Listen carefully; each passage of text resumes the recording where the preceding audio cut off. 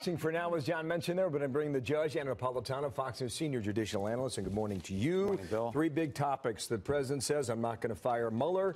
Is that the end of that, Judge? I don't know if it's the end of it. I hope it's the end of it. If he does fire Bob Mueller, the investigation does not go away. It just ratchets up. It may give the president some personal gratification to fire his tormentor. Some new tormentor will come into play. It keeps coming back and back because of the perception that Bob Mueller has a political axe to grind rather than a legal one. That perception is widely held amongst the president's supporters.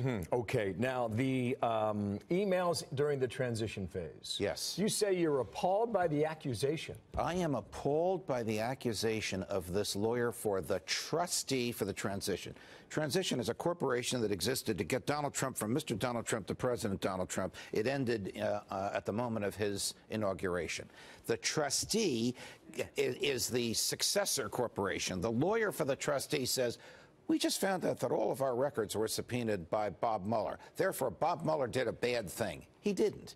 First of all, Bob Mueller doesn't subpoena anybody. A grand jury does. And in order to get a grand jury subpoena, Mueller's people have to testify before it under oath as to why they need the records. And once the records are served on the GSA, the custodian of the transition records, it's the GSA's duty to tell the transition, we got a subpoena. So we're going to comply with it unless you get a judge to interfere with it. You're saying that this is the law school 101. Yes, and I'm saying Bob they're arguing that how do you not impair future transitional teams coming into the White House in a new administration? What's the defense on that? You either don't send anything to the TSA and they sent to the GSA, excuse me, and they sent everything to the GSA, or you enter into a written agreement with the GSA which says if you receive a subpoena from any law enforcement entity, before complying with the subpoena, you will tell us first. So if